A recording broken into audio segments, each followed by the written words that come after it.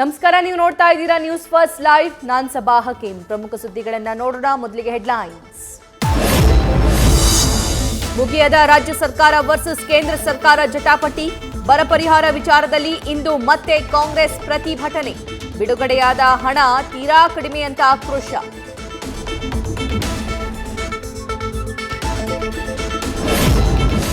ಇಂದು ಕರುನಾಡಲ್ಲಿ ಮತ್ತೆ ಪ್ರಧಾನಿ ಮೋದಿ ಮೇನಿಯಾ. ಉತ್ತರ ಕರ್ನಾಟಕ ಭಾಗದಲ್ಲಿ ಮೋದಿ ಭರ್ಜರಿ ಪ್ರಚಾರಕ್ಕೆ ವ್ಯೂಹ. 2 ದಿನ 5 ಸಮಾವೇಶ, 14 ಕ್ಷೇತ್ರದ ಮೇಲೂ ಬೀರಲಿದೆ ಪರಿಣಾಮ.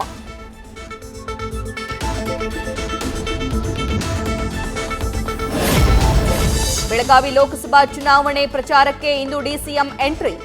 ಆಪ್ತ ಸಚಿವರ ಪುತ್ರನ ಗೆಲುವಿಗೆ ಪಣ. ಶೆಟ್ಟರ್ಗೆ ಪಾಠ ಕಲಿಸೋದಕ್ಕೂ ಪ್ಲಾನ್. ಉತ್ತರ ಕರ್ನಾಟಕ ಭಾಗದಲ್ಲಿ ಹೆಚ್ಚಿನ ಸ್ಥಾನ ಗೆಲ್ಲಲು ಡಿಕೆಶಿ ಟಾರ್ಗೆಟ್. ಮೊದಲ ಹಂತದ ಚುನಾವಣೆಯಲ್ಲಿ ಕಾಂಗ್ರೆಸ್ ಪಕ್ಷಕ್ಕೆ ಭರ್ಜರಿ ಜಯದ ನಿರೀಕ್ಷೆ. 14 ಕ್ಷೇತ್ರದಲ್ಲಿ 8 ಕ್ಷೇತ್ರಗಳಲ್ಲಿ ಗೆಲುವು ಸಾಧಿಸೋದು ಪಕ್ಕಾ. ಸಿಎಂ ಸಿದ್ದರಾಮಯ್ಯ ಕೈ ಸೇರಿದ ಗುಪ್ತಚರ ಇಲಾಖೆ ವರದಿಯಲ್ಲಿ ಉಲ್ಲೇಖ.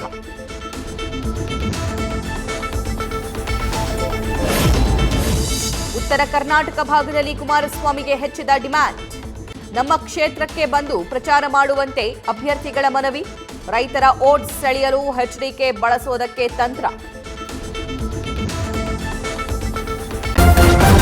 ನ್ಯೂಸ್ ಫಸ್ಟ್, ನಿರ್ಭೀತಿಯಿಂದ ನಿಮ್ಮ ಪರವಾಗಿ.